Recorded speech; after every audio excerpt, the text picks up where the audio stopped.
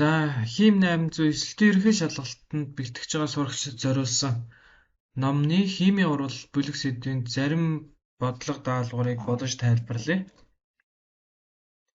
За, 346 дугаар даалгавар дараах үзэгдлээс химийн урвалын үзэгдлийг ялгана гэж байна. Тэгэхээр 7 дугаар ангийн сурах үеигчдэр химийн үзэгдэл, физикийн үзэгдлийн ялгааг бол тайлбарласан байгаа. За, химийн үзэгдлийн хувьд өнгө өөрчлөгдөх, температур өөрчлөгдөх, тундарс үүсэх, хий ялгарах, үнэр өөрчлөгдөх. За, ийм шинж тэмдгүүд илэрж их юм бол энэ бол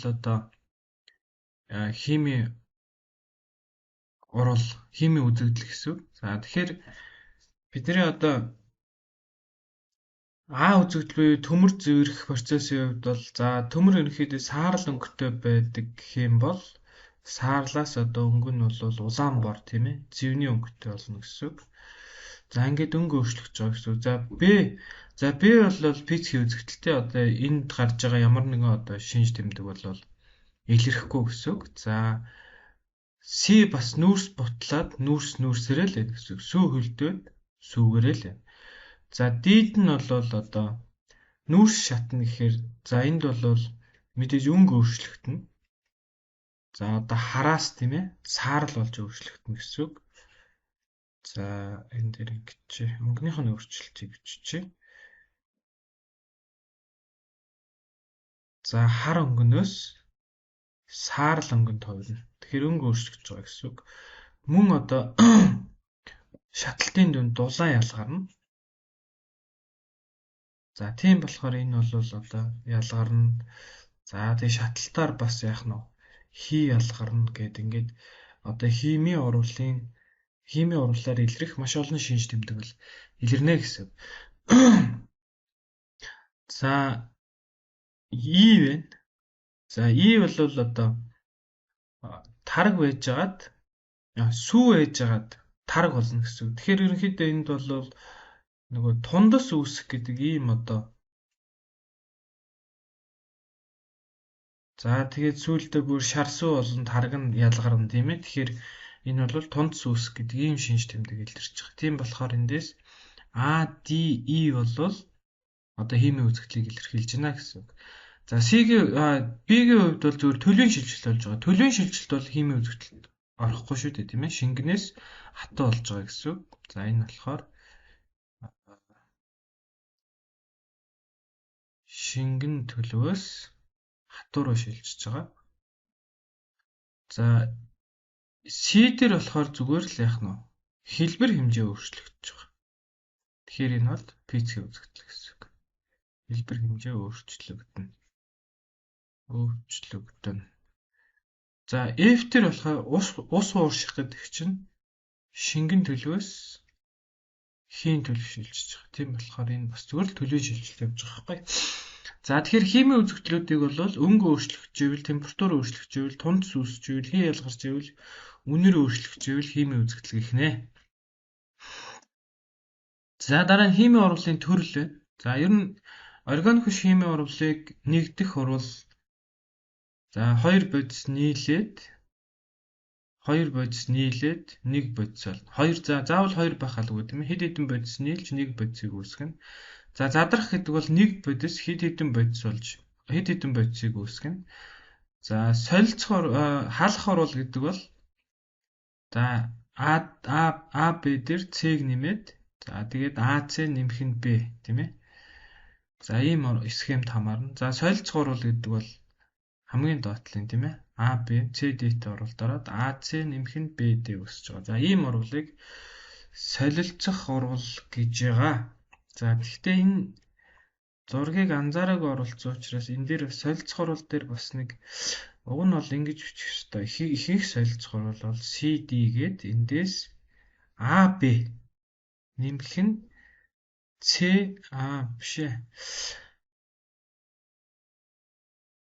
AD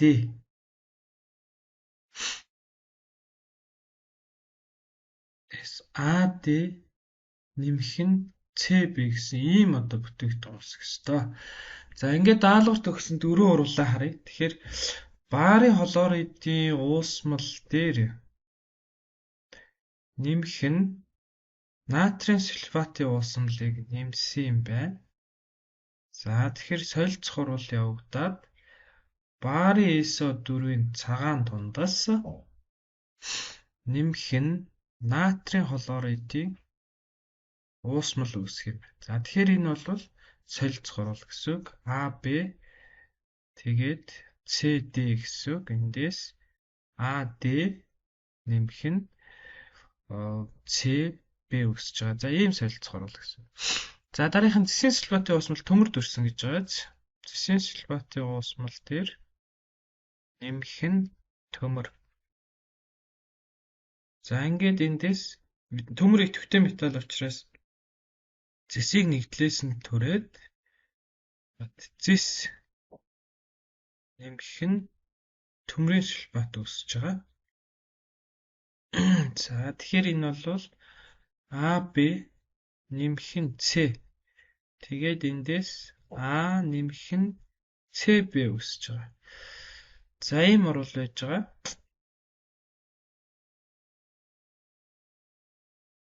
За гурав дахь нь болохоор металл магнийг шатаахад гэж юм тийм ээ. Тэгэхээр магний дээр нэмэх нь хүчил төрөгч.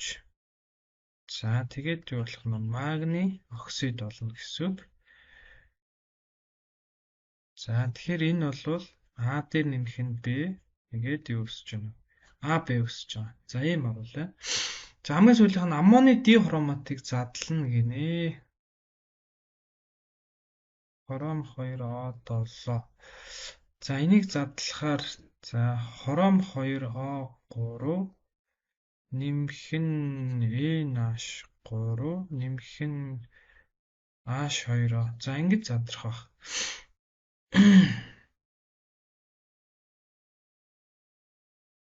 Эсэлтэй сурал болчих учраас NH3 үсэхгүй юм байна. Тэгэхээр энд бол за N2 ч юм уу эсвэл NO үсэх баг. За NO үсгэж биччихье.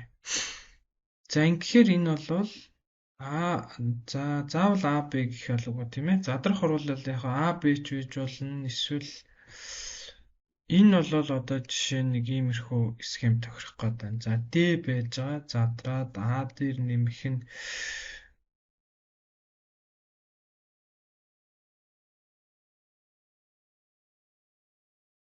за D байж байгаад за энийг D байж байгаа. Задраад A дээр нэмэх нь B нэмэх нь C үсэж байгаа гэж ингэж хэлж байна. Ямар ч байсан нэг бодис задраад хэд хэдэн бодис үүсгэхийг л задрах урвал гэж нэрлэж байгаа. За дараагийнх нь нэгэн урвалын тэгштгэлийн зүүн тал нь кофрум H2 дахин дээр нэмэх нь H болоор бол баруун тал нь ямар байх вэ гэж. За мэдээж нэгдүгürt бол урвалын тэгштгэлийг бид нар бичээд тэнцвүүлдэг тийм ээ. Тэгэхээр эндээс бол зүгээр солилцох урвал учраас мэдээж нэгдүгürt бол зэсийн хлорид үүснэ. За хоёрд нь бол суур хүчилтэй урвалд орж байгаа шүү. Давс ус үүсэх ёстой. За тэгээд тэнцвүүлэхээр эндээ 2 тавьж тэнцэж байгаа юм байна. Тэгэхээр зөв хариу нь бол C гэсэн үг л дээ.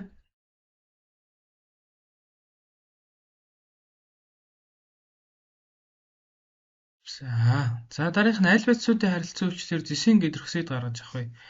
Тэгэхээр зэсийн гидроксид болохоор энэ хүснэгтийг ашиглавал одоо бас урвалын тэгшгэлийг хялбархан бичиж болдог. Зэсийн гидроксид болохоор суур. Яг өмнө нь бол бид нар дандаа энэ хүснэгтийг ашиглаж урвалын тэгштэл бичдэг байсан. За сүүлийн одоо шинжилсэн сайжруулсан хөтөлбөрөөр бол дандаа урвалын төрөлт нь үндэслэж бичээд байгаа. Нэгдэх, халах, солилцох, задрах гэх тийм ээ. Урвалын төрөлт нь үндэслэж бичиж байгаа. За тэгэхээр бид нар суур гаргаж авах юм байна. За суур гаргаж авахын тулд болохоор энэ дээр чинь нөгөө юу байхгүй байна. За энэ хүснэгтийг дахиад нөгөө ус нэмэхгүй болохоор чинь энэ хүснэгтийг за энэ дээр нь ингэж жагаад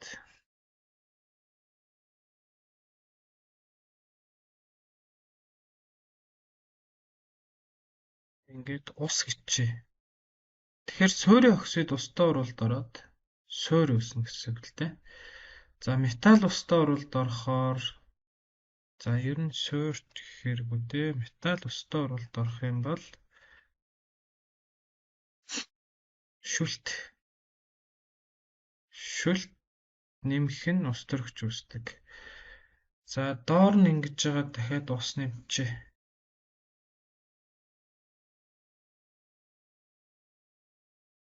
Энэ дээр ингээд ус нэмчих юм бол хүчлийн оксид устдаа оролд ороод хүчил үүсгдэг. За тэгэхээр ийм зүйлүүдийг нэмчээ. Тэгэхээр бид нар засгийн гидрэхшид суур учраас суурийн оксид дээр одоо ус нэмээд суурийг гаргах боломжтой. Гэхдээ бидний схем дээр суурийн оксид дээр ус байхгүй. За дээрээс нь нэмээд суур гарч байгаа хэрэг энийг харж болно. Давс дээр суурийг нэмнэ. Тэгэхээр давс дээр суурийг нэмж байгаа хоёр тохиолдол байна. Давс дээр суурийг нэмж байгаа. За B болон C байгаа. За B бол ингэж байна. Купрум холоор 2 нэмэх нь калий ош гэж байгаа. Тэгэхээр энэ зэсийнхэн цэнэг нь 2 нэмэх байгаа учраас эндээс 2-той гидроксид үүснэ. Тэгээд нэмэх нь H холоор үүснэ. Биш калий холоор үүсэх юм байна. Калий холоор. За тэгээд ингэж тэнцэх юм. За C дээр болохоор ингэж байна. Купрум холоор нэмэх нь натри ош гэж байгаа байхгүй юу? Тэгэхээр энэ урвалаар зэсийнхэн цэнийг 1 эерэг байгаа учраас эндээс нэгтэй гидроксид үүсэх байхгүй. Энэ бол ихтэй ингэж хурж зүгээр солилцох хурал байхгүй. За тийм учраас хэдийгээр одоо B болон C дээр давс дээр суур нэмж байгаа боловч B дээр 2-той гидроксид үүсээд C дээр 1-той гидроксид үүсэж байгаа. Бид нар 2-той гидроксид гаргах гэж байгаа учраас B-ийн зөв хариулт гэсэн үг. За дараа нь энэ бас урвалын тэгштэл тэнцвүүлэгтэй холбоотой даалгавар байна. Ямар нэгэн одоо магний агуулсан нэгд дээр хөхрийн өвчл нэмээд тэгээд магний SO4 нэмэх нь 2 мол ус үүссэн байгаа байхгүй. Тэгэхээр 2 мол ус үүснэ гэдэг бол за мэдээж ямар ч магний ото байх ёстой. Гэхдээ магний оксид байх юм бол эндээс 1 л мол ус үүсэх боломжтой. Тэгэхээр 2 мол ус үүссэн байна гэдэг бол энэ магний гидроксид байсан гэсэн үг. Тэгжээж 2 мол ус үүснэ гэсэн үг байхгүй. За мэдээж магний байх юм бол ус үүсэх боломжгүй. За 363 дугаар даалгавар дараах металлуудаас за энэ дээр дараах металлуудаас гэсэн юм байна. За дараах металлуудаас хэдэн давсны хүчлээс ус төрөгчийг төрөхөө гэж байна. Тэгэхээр бид нар энэ металлын идэвхийг нэг харна. За металлын идэвхийг дээр нэг ийм зүйл байгаа. За өмнө байгаа металл нь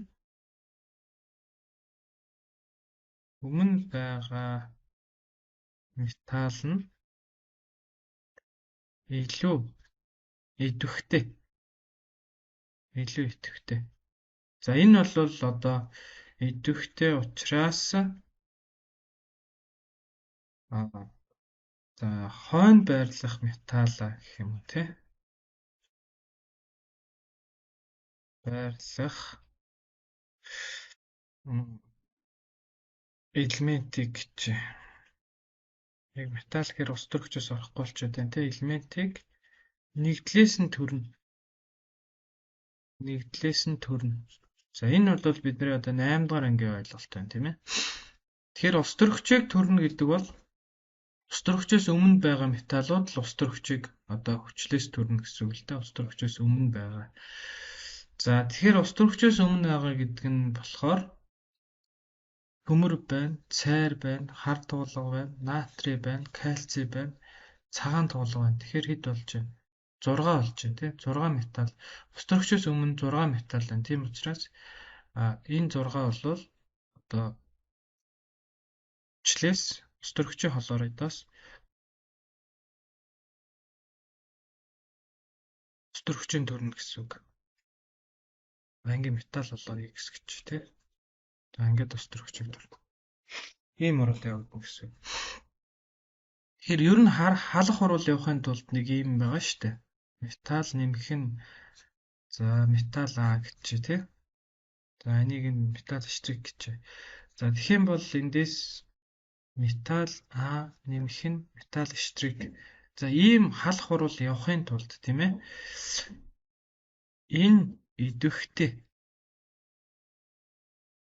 Энэ идэвхгүй байж энэ урал явна гэсэн үг. За гэхдээ энэ нь одоо цаашаа идэвхтэй байна гэдэг нь болохоор за би нэг жишээ маш хурдан ярьчих. За тэгэхээр жишээлбэл идэвхтэй идэхгүй тухайн асуудал юун дээр гарч ирж байгаа вэ? Тэгэхээр цайр болохоор энэ дээр тэг байжгаад хоёрын эерэг болж байгаа. Зис болохоор хоёрын эерэг байжгаад тэг болж байгаа байхгүй. Тэгэхээр энэ оруулаар цайр тэг байжгаад хоёрын эерэг болоод хоёр электрон чөлөөлөгдөж байгаа. Зис нь болохоор хоёрын эерэг байжгаад хоёрыг нэгдүүлээд зис тэг болж байгаа. Тэгэхээр ер нь идэвхтэй металл гэж юу хэлэх вэ гэхээр ангижруулагч гэсэн үг. Ангижруулагч өөрөөр хэлбэл электроноо маш хялбархан алдчихлах юм бол идэвхтэй металл гэж хэлж байгаа гэсэн үг байхгүй? Идэвхтэй металл. Тэгэхээр цайр бол зисээс идэвхтэй металл учраас цайраас электрон чөлөөлөгдөж зис түүнийг нэгдүүлж байна л гэсэн үг. Тэгэхээр металлын идэвх гэдэг бол ерөөсөө л электрон алдах шинжээг л металлын идэвх гэж. Тэгэхээр одоо бид нарт энд харагдж байгаа игнийн идэвхийн игнийг хараад аль металл хамгийн амархан электроноо алдах вэ гэхээр калий л алдна гэсэн үг байхгүй?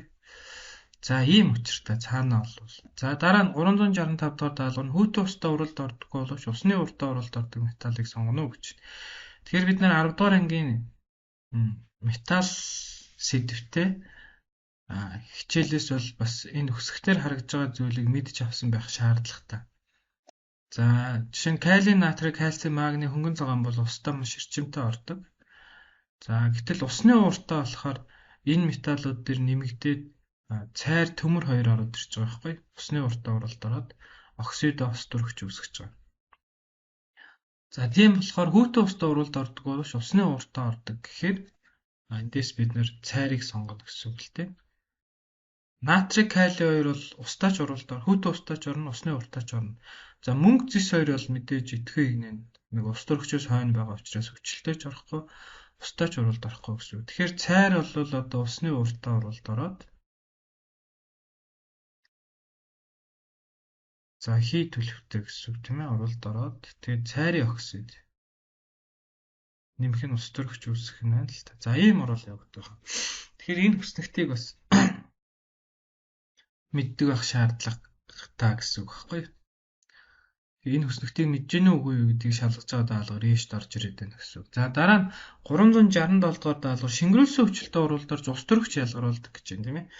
За шингэрүүлсэн өвчлөлтөд уралд орж ус төрөгч ялгаруулна гэхээр за металл нэмэх нь АША гэсэн үг. Жишээлхээр за ингээд эндээс металл А-гийн уусмал үсээд нэмэх нь ус төрөгчийн ялгаа. За мэдээж тэхийн тулд яах нь энэ нь идэвхтэй ус төрөгч нь идэвхгүй дэ орох нь шүү дээ. Тэгэхээр ус төрөгчөөс өмнө байж ич л яах нь шингэрүүлсэн өвчлөөс одоо ус төрөгчийг төрнө гэсэн үг. Тэгэхээр бид нар эндээс цайрыг сонгож болж тий. Магний оксид, натрий ош, калиум карбонат гэдэр бол ус төрөгч үүсгэж чадахгүй шүү дээ. Өвчлөлтөд оролд орж байгаа ч гэсэн. Зис бол мэдээж ус төрөгчөөс хойно буюу ус төрөгчөөс идэвхгүй болчихж байгаа учраас урал явагдах боломжгүй болчих. Тэгэхээр халах урал явна гэдэг бол ийм байх ёстой л гэдгийг сайн ойлгож авах хэрэгтэй. За 371 дэх даалгавар үйл хөснөгтийн 3 дугаар үеийн элемент дараах хувиралд ордог бол ямар элемент байсан бэ гинэ. За тэг байжгаад энэ дээр нэмэх дүрг болоод эсэлтгүй юм тийм ээ. Тэгээд хүчил энтер үүсгээд байхыг бодох юм чи металл биш гэсэн үг. Тийм болохоор бид нар цэнийг биш эсэлтгүй юм тухай ярина. За энэний эсэлтгүй юм хас 2 гэхээр энэнийх нэмэх 1 гэхээр энэнийх хэд болох нь нэмэх 4 гэсэн үг. Тэгэхээр дээдлэлтэй 4 гэдэг 4 гэсэн эсэлтгүй юм үзүүлдэг ийм одоо 3 дугаар үеийн элемент байна гэсэн үг. За эндээс хөнгөн цагаан бол 4-ийг үзүүлэхгүй, магний үзүүлэхгүй, холоор болохоор холоорынх чинь тэг нэмэх 1 нэмэх 3 нэмэх 5 нэмэх 7 гэсэн эсэлтгүй юм үзүүлж байгаа. Фосфор болохоор ер нь ихэвчлэн нэмэх 3 нэмэх 5 угаасаа сондгой эсэлтгүй юм үзүүлж байгаа. Ер нь сондгой бүлэгтэй байгаа элементүүд сондгойг үзүүлнэ гэдээ ойлгочвол ихэнх тохиолдолд бол оновчтой хариулт олно. За хөхрийн хувьд болохоор чинь үндсэн төлөвтэй 2 тэгээд өдөөгдсөн төлөвтэй 4 6-г үзүүлж байгаа. Тийм болохоор энэ тохирох элемент нь хөхөр гэсэн үг. За хөхөр байжгаад O2-т оролд ороод SO2 үүсгээд тэгээ SO2 нь усан дуусаад H2 SO3 үүсгэлээ гэсэн үг. За 377 дугаар даалгавар натрий болон түүний нэгдлүүдийн химийн хувирлын бүдүүвчийг зөв сонгоно уу гэж байна. За эндээс А дээр бол мэдээж энэ алдаатай. Натрийн карбонатыг халаах юм бол ер нь натрийн карбонат нэгдүгээр бүлгийн карбонатаас зөвхөн литийн карбонат л задардаг. За бусад карбонат бол хялбархан задардаггүй. Тийм болохоор тэглээш карбонатын задарлаар бол металл гаргах боломжгүй. За энэ бас буруу хариултаа. Энэ бас буруу хариултаа. За дараа нь Eийг шинжлэх юм бол натрийн хлоридын усан усамлаар натрийг гаргаж авсан байна шүү дээ, тийм ээ. Тэгэхээр натрийн хлоридын усан усамлаар катод дээр ус төрөгч, анод дээр хлор үүсэх ёстой. За ийм оруулах ёстой. Тэгэхээр натрийн хошуу усан усамлаар бол ус төрөгчийг гаргах боломжгүй байна. Натрийг гаргах боломжгүй. Тэгэхээр И хариулт бас буруу болчихж байгаа гэсэн. За ингээд зөв хариулт нь бол D байгаа байхгүй. За D дээрх урвалуудыг бичье. Натрийн устай урвалд ороод натрийн гидроксид нэмэх нь ус төрөгч үүснэ. За багш нь тэнцвэрлэхгүй явчих. За дараа натрийн гидроксид болвол CO2-тай урвалд ороод натрийн карбонат тэгээд ус үүснэ. За натрийн карбонат нь H хлортой урвалд ороод натрийн хлорид нэмэх нь CO2 нэмэх нь ус үүснэ. За натрийн хлоридын хайлмлын электролизер катод дээр натрий за шингэн төлөвтэй үүснэ. Анод дээр хлор 2 хий төлөвтэй үүснэ. За ингээд болчихж байгаа гэсэн үг. За нэг төвлөж дөө. За ийм урвалууд явсан гэсэн үг. Ингээд D бол зөв хариулт болж байна. За 380 дугаар даалгавар дараах урвалд орж байгаа бодисуудын мойлын тооны харьцааг өөрчлөхгүйгээр урвалын тэгшлэгийг гүйцээж өчөөд хоёр урвалын тэгшлэх коэффициентууд тэгшлэлдэх бодисуудын томьёоны өмнөх коэффициентуудын нийлбэрийг олоорой гэж байна. За энэ бол нэлийн сонирхолтой даалгавар байгаа. За тэгэхээр одоо бид нар энэ уртлын энэ коэффициентуудыг өөрчлөхгүй гэсэн үг л дээ. Тэгэхээр кальций бол сульфаттай нийлээд за ийм болж болно. За мэдээж бидний хамгийн одоо мэддгэр бол кальций SO4 болж болно. Эсвэл ийм болж болно. Кальций OH 2 дахин SO4 болж болно. Яагаад ингэж чинь гэхээр кальций OH-ыг яг ингэ шатлан дисцааслах юм бол эхлээд нэг OH нь салах байхгүй. Ингээд тэгэхээр эн чинь ингээд эерэг цэнэгтэй болчихно гэсэн. Тэгэхээр бид нар хурал хүчээр ингэж бичгэнэ шүү дээ. Энэ эерэг сульфат болохоор 2 сөрөг. Тэгэхээр хаалтан дэгээд ингэж тавигдана гэсэн. За ийм хоёр төрлийн одоо давс үүсэх боломжтой байхгүй. Кальцийн сульфат үүсч болно. За эсвэл энэ үүсч болно. За нэмээд яг ийм болж байна. Кальцийн HSO4. Тэгээ кальцийн гидросульфат үүсч болно. За ингээд харахаар кальцийн өмнө 2 тавигдсан учраас хамгийн оновчтой хувилбар нь болохоор энэ болж байгаа гэсэн үг. За тэгээд цаана ус үүснэ. Тэгээд ус үүсгэр чин 4 ус төрөгч. Энд 2 тавигдал тэнцэх юм байна л да. 4 байгаа тий. Энд 2 тавигдал тэнцэж. За ингээд ихний урваланд болчихж байгаа гэсэн. За дараагийн урвал нь яг иймэрхүү байдлаар хөнгөн цагааны өмнө 2 тавигдсан. Тэгээд фосфатын өмнө 3 тавигдсан. Тэгэхээр фосфат бол ийм байх боломжтой. H2PO4 сөрөг. HPO4 2 сөрөг. Тэгээд PO4 3 сөрөг гэдэг ийм 3 янзын хүчлийн үлдэгдэл үүсэх боломжтой.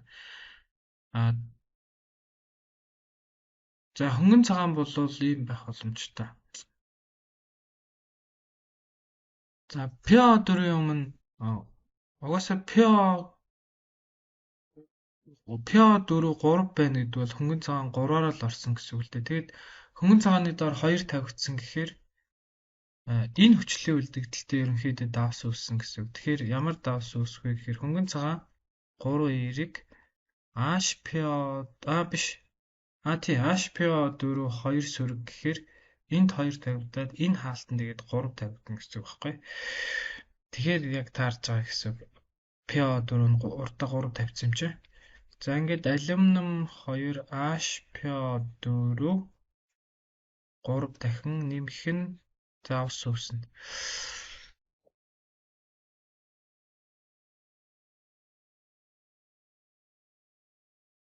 За 6 энд 6 тавигдсан юм шүү тий. За тэгээд 6 9 гэдэг чинь 6 9 гэдэг чинь 15 2 6 12 энэ 3-ыг нэмээд 15. За ингээд таарж байгаа гэсэн. За тэгэхээр одоо нөгөө коэффициентүүдэд тооцноо.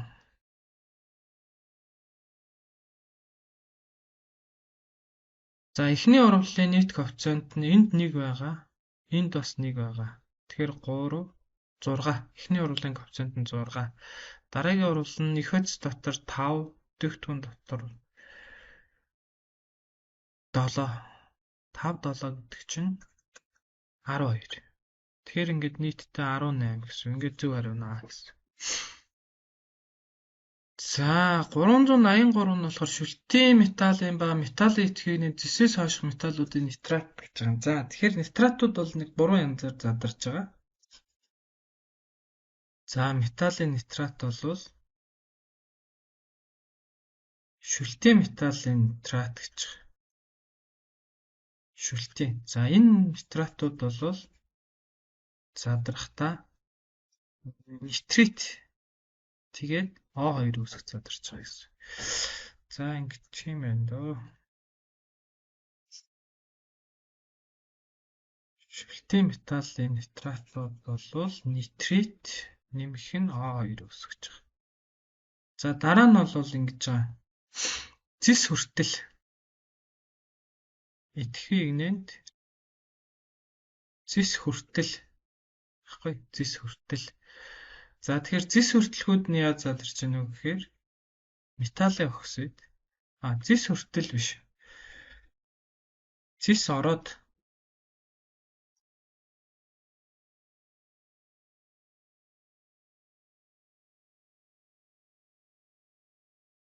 ингээд зис ороод тий. За зис ороод яаж задарч байгаа вэ? Металлын оксид нэмэх нь NO2 нэмэх нь O2 үүсгэж задарч байгаа гэсэн. За зэсийн араас угаасаа мөнгө байгаа лөө. Тийм зэсийн араас мөнгө байгаа. Тэгэхээр энийг бол зэсээс хойш эсвэл мөнгө хүртэл хичүүл ойлгомжтой байна дөө тий. Энийг мөнгө хүртэл гэхээр мөнгө нь өөрөө орохгүй гэсэн үг шүү дээ тийм ээ. Мөнгө хүртэл. За тэгвэл зэсээс хойш яах юм бэ гэж тийм ээ. Зэсээс хойш. Зэсээс хойш болохоор металл нэмэх нь NO2 нэмэх нь O2 гэж задарч. За ийм 3 янзаар задарч байгаа гэсэн үг металлын нитратууд. За тэгээд металл ямар нэгдлүүд үүсэх вэ гэсэн. За зөв хариу нь бол зэсээс хойш гэсэн учраас зөв хариу нь ийм байна тий.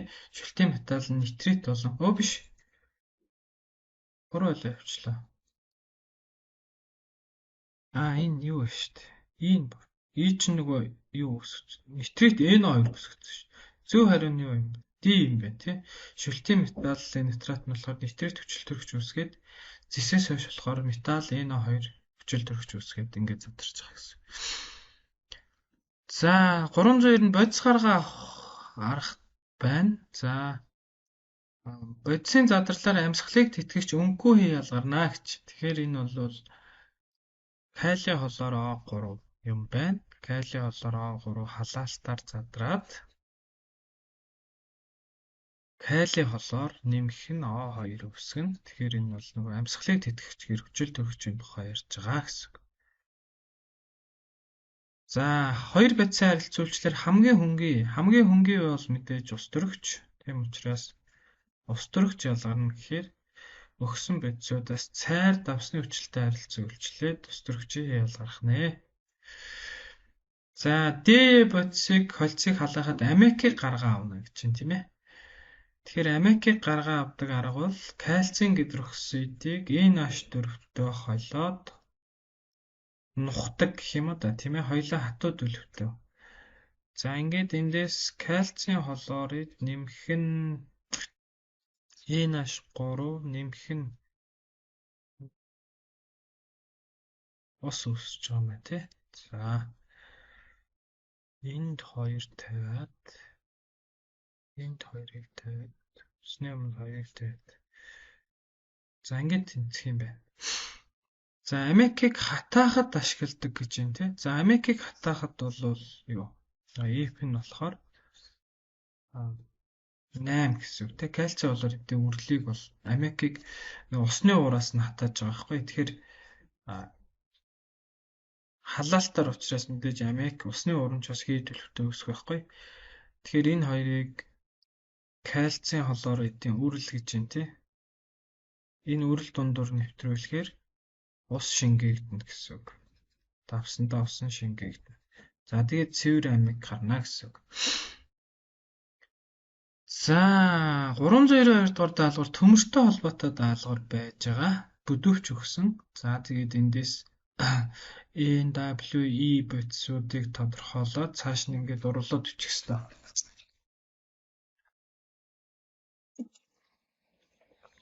За төмөр өгчихсөн. Тэгэхээр энэ бол ойлгомжтой байх тийм ээ. Төмөр өгсөн учраас төмрийг хүчил төрөгч устдаа уруулд оруулахаар энэ бол юу? Нөгөө зэв үүсэх уруулна шүү дээ. Зэв бол заавал хүчил төрөгч тэгээд усны оролцоотой байх ёстой. За эндээс ингээд төмрийн 3 та гидроксид үүсээр бичиж болно. 3 та гидроксид. За тэгэхээр энэ бол N гэсэн үг. За дараа нь төмрийг концентрацтай өхрийн хүчилтэй уруулд оруулахаар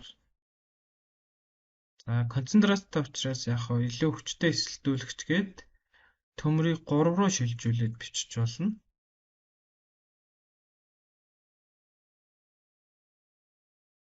За ингэ бичиж болно.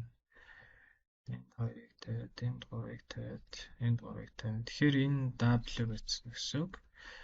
За шингэрүүлсэнтэй оруулахаар 2 та үүссэн гэж үзэж болох юм.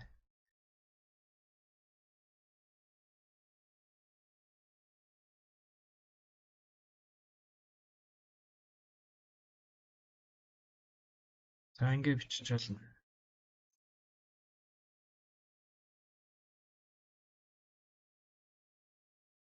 За уруул шууд тэнцэж байгаа юм байна тий. За тэгэхээр энэ нь E бодис гэсэн үг.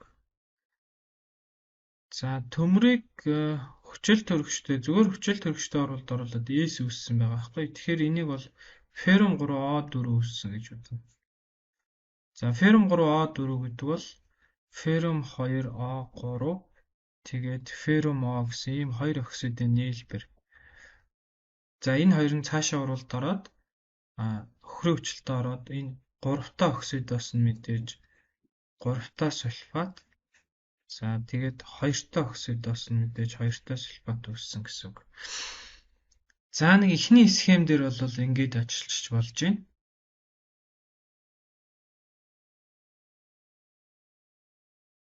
За дараа нь E бодисын уусмал дагуулад төмөр ионтой харилцан үйлчилж хөхөнгийн тунц үүсгдэг.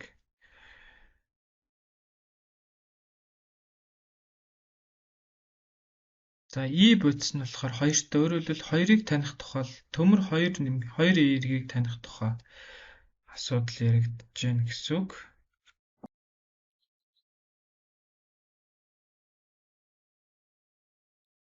За E дээр болохоор E бодисын уусмал дагуулад төмрийн ионтой харилцан үйлчилж хөхөнгийн тунц үүсгдэг гэхээр за төмөр 2-ыг 2 эерэг ионтой л гэсэн үг л дээ.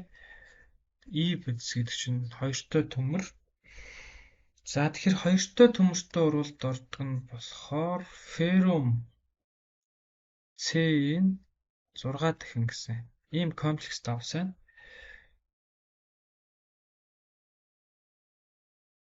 Ураг сүрэг юм байна.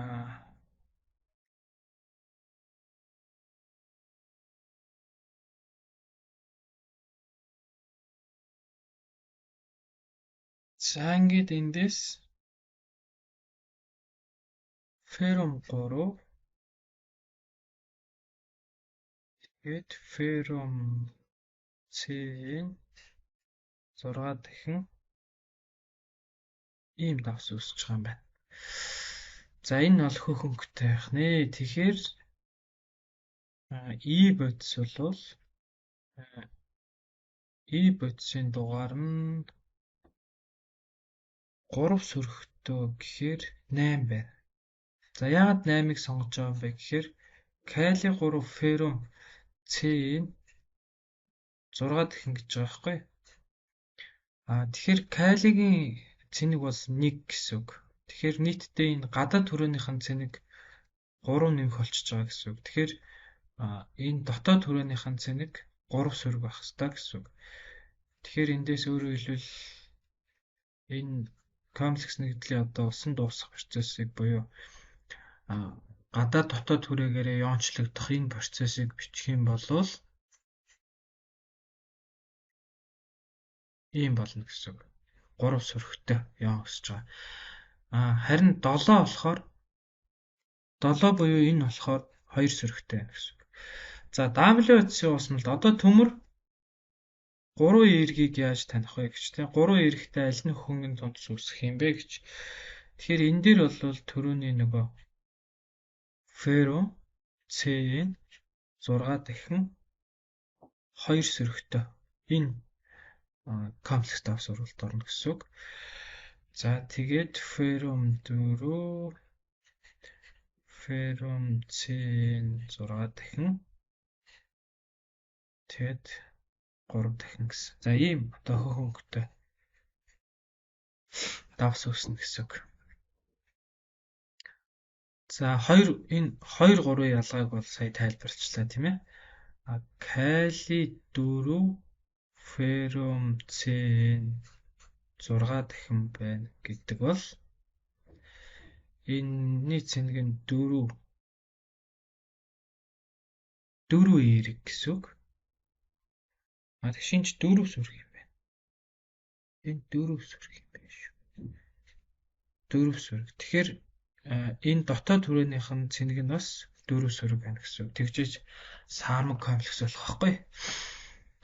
За WHC уусмал дагуулах төмрийн онтой харилцуулж цусан улаангийн уусмал үүсгдэг гэж.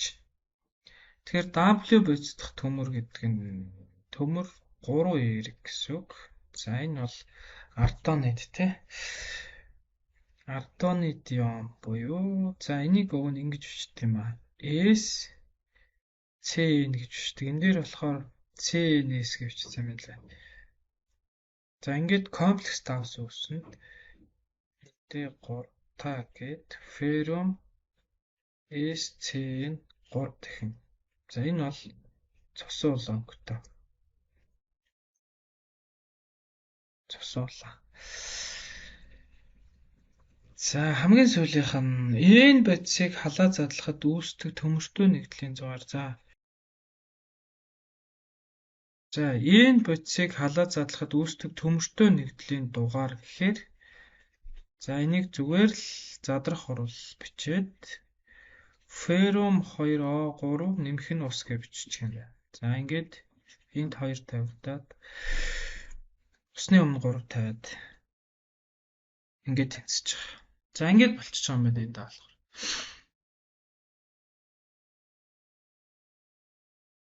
За энэ чинь 393 дугаар даалгавар байсан нөгөө номер тавигддаг юм байна. 393.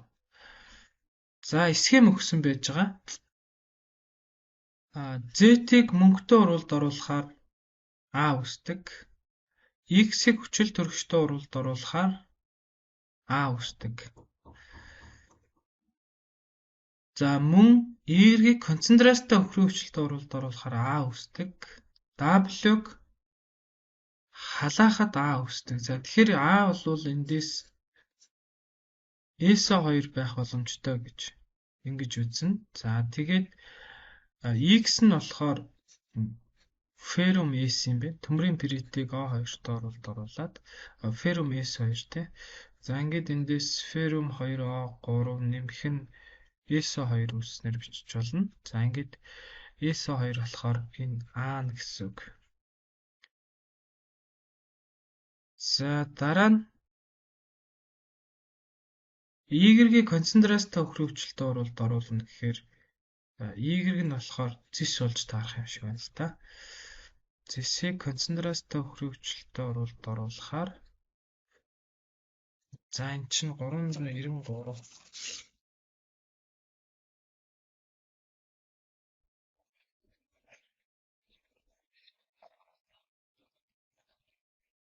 Тийм концентрацтай өхрийн хүчлэлтэй оруулалт оруулахаар Coulomb SO4 нэмэх нь SO2 нэмэх нь ус үүсэж байгаа. Тэгэхээр энэ А үүсэж байна гэсэн үг. За Z нь болохоор концентрацтай өхрийн хүчил. За концентрацтай өхрийн хүчилтэй мөнгө уралд орохоор мөнгөний сульфат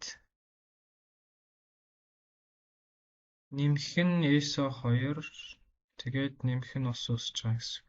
За ингээд А-нууд ингэж үүсэж байгаа гэсэн үг. За W болохоор кальцийн сульфит.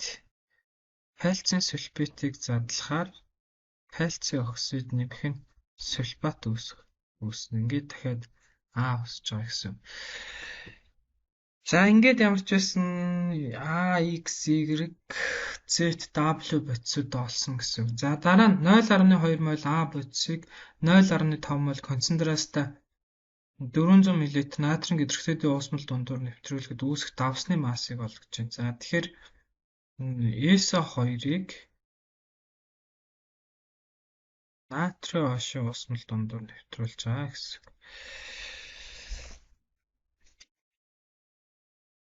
За тэгэхээр эндээс эхлээд бол мэдээж натрийн гидросульфат үүсэх байх. За хэрвээ цаашаа одоо натрийн OH нь илүүдэх юм бол натрийн сульфит үүснэ. За тэгтээ молийн харьцаагаа харах юм бол эндээс SO2-ийн молийг олохоор SO2-ийн мол ч угаасаа шууд өгсөн юм биш үү? 0.2 мол гээд. За натрийн OH-ийн молийг олохоор мол гэдэг бол молийн концентрацийг үржих нь эзлэх хүн. Тэгэхээр 0.5 молыг үржих нь литрийн сөрөг үржих нь 400 мл гэдэг чинь 0.4 литр. За ингэхээр энэ нь бас 0.2 мол болчихж байгаа. Тэгэхээр энэ хоёрын харьцаа энэ 0.2 мол энэ бас 0.2 мол гэхээр эндээс гидросульфит үүссэн болж таарж байгаа байхгүй аль нэг нь илүүдэхгүй. Тэгэхээр энэ 0.2 мол гидросульфит гэсэн үг. За эндээс натрийн гидросульфитийн масс нь болохоор 0.2 молыг үржих нь натрийн H2SO3-ийн молийн масс нь 104 юм байна. Баахан 1 мол гэхээр за ингэж хураагдаад 20.8 г гэсэн үг. Тэгэхээр энэ бол ойролцоогоор 21 г гэж бүлэгдэнэ гэсэн. За хамгийн сүүлийнх нь болохоор үйл мэдэгдэх концентрацтай 20 мл Z нэгдлийн уусмалыг. За концентрацтай өхрийн хүчлийн уусмалыг гэсэн үг тийм ээ. Баарын холоор дээр үйлчлэхэд цагаан тонцос үүсчээ. Z чинь өхрийн хүчлийн уусмал. За нэмэх нь баарын холоорид нэмээд. За эндээс барын сульфатын тундас нэмэх нь 2 мол H холоор уусмал нэртэй үүсэх юм байна. За ингээд барын сульфатын мойл нь болохоор 932 гэдэг чинь 233 гэхээр 0.4 мол юм байна. Тэгэхээр энэ 0.4 мол гэдэг нь энэ бас 0.4 мол гэсэн үг.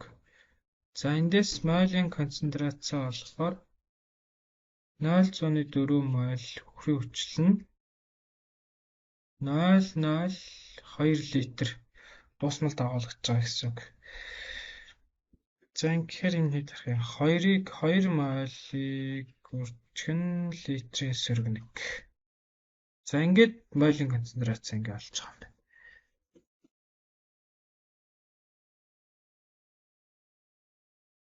Барын сульфатын тунцснаас өгөөд хөрөө хүчлийн мойлоо олоод за тэгээд хөрөө хүчлийн уусамлын эзлэх нь 20 мл өгсөн учраас мойлоо уусан бодисын мойлоо уусамлынхаа эзлэхэнд орчуулахаар мойлын эзлэраас гарч байгаа гэсэн.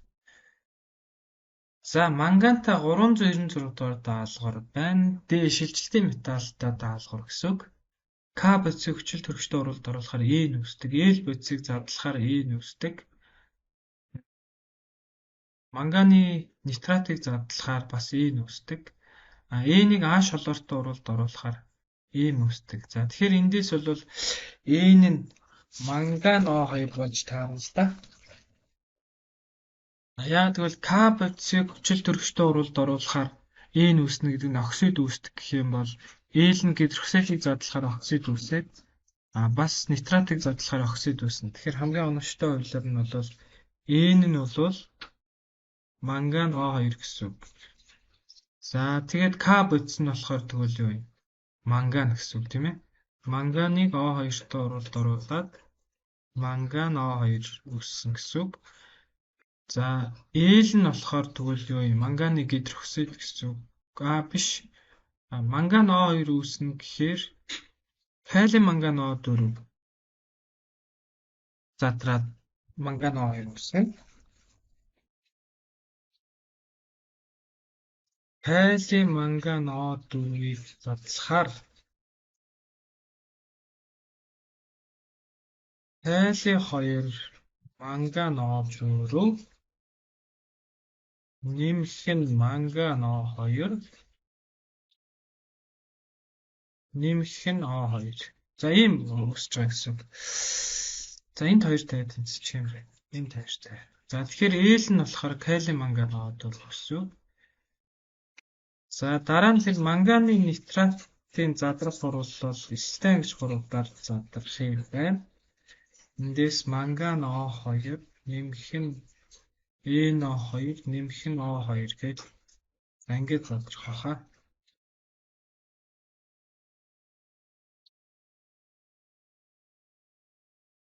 O2 үүсэхгүй юм байна.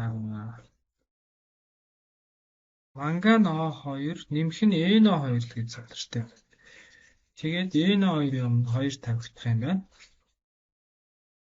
За ингээд эсэлтэн ангиж хуралдаар задарч байгаа юм байна. Манган нь энд нэмэх 2-оос нэмэх 4 болж алдаад азот нь нэмэх 5-аас нэмэх 4 болж электрон авч байгаа гэсэн үг байна. За дараа нь N нь буюу манган O2 нь А шолоорт оруулалт орж байгаа юм байна. Тэгэхээр манган холоор 2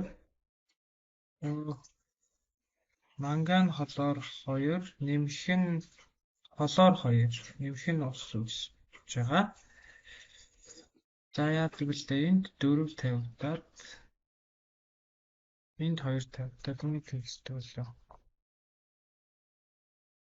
Тийм. За ингээд M нь болохоор энэ гэсэн үг. За ийм бодсон. За дараа нь Л бодисыг шүлтлэг орчинд натрийн сульфитаар эсэлтэн ангиж хурал бичгээр боллоо. Энэ дээр гэсэн үг. Л бодис чинь калий манган O4 тэгээд натрий 2SO3 за шүлтлэг орчинд гэхээр калий ашигчээ. За шүлтлэг орчинд учраас калий 2 манган O4 бол өөрөөр хэлбэл нэмэх 6-аар шилжинэ гэсэн үг. За сульфит нь бол мэдээж сульфат болно. За тэгээд ус үүсээд ингээд эсэлтэн ангиж хуруулаа. Чинь биднээс асууж байгаа зүйл нь юу вэ? Хөрөвчлөө үүсдэг сульфитээр үйлчлэхэд үүсдэг гэхээр энийг асууж байна. Тэгэхээр энэ Е нь бол калий 2 манган O4 буюу 5 юм байна. За дараа нь К бодисыг шингэрүүлсэн өхрийн өвчлөлтөд оруулалт ороход гэдэг нь К бодис чинь манган шүү дээ. Тэгэхээр манган чинь ус төрөгчөөс өмнө байгаа учраас шингэрүүлсэн өхрийн өвчлөлтөд оруулалт ороод зүгээр л ус төрөгчийг түрээд манганы сульфат үүснэ. Тэгэхээр F бодис нь манганы сульфат гэдэг нь 1 юм байна. За К бодисыг холоортой урвалд оруулахад үүснэ. К бодис чинь манган шүү дээ. Тэгээд холоор 2-той урвалд ороод манган холоор 2 л үүснэ л те. Манган холоор 4 үүсэх юм байна. За ингэхээр G нь бол манган холоор 4 үүдэг чинь 4 юм байна. За хамгийн сүүлийнх нь комплекс юм байна. Манган 3 эргионыг оксалат ионтой CO2O4 2 сөрөгтэй орчинд уусмлын орчинд үүсэх комплекс нэгдлийн дугаар гинэ. За манганы координатын тоо 6. Тэгэхээр манган CO2O4 3 дахин гэж үүснэ. Энэ оксалат болохоор бидентант тий. Бидентант буюу 2 зуулттай юу леганд гэсэн. Тэгэхээр манганы координатын тоо 6 гэдэг чинь за манган 3 эргийн координатын тоо 6. Координатын тоо 6 гэхээр 6 ширхэг координатын коэффициенттэй холбоо үүсгэн гэсэн үг. Тэгэхээр нэг оксалатын 2-ыг үүсгэн гэсэн үг. Тэгэхээр 3 оксалатын юм байж ич 6 ширхэг координатын коэффициенттэй холбоо үүсгэн. За оксалатын ионы цэнийг болохоор хасах 6 болчихж байгаа. Нэгнийхэн сөрөг 2 гэхээр хасах 6. Манганых болохоор нэмэх 3 гэхээр энэ комплекс ионы цэнийг нь 3 сөрөг байна гэсэн үг. Тэгэхээр H нь болохоор 3 сөрөгтэй. Тэгээ координатын тоо 6-тай гэхээр 2 нь зөв хариу болж байгаа гэсэн үг. За ингээд энэ бүлгийн даалгавар бол бас нэлээд хүндтэй орохоор ийм даалгаврууд байж байгаа. Тийм учраас та хэд маань бодол тайлбараа хараад нэмж одоо асуух даалгавар байвал дугаарыг нь комент хэсэгт нь үлдээгээрэй.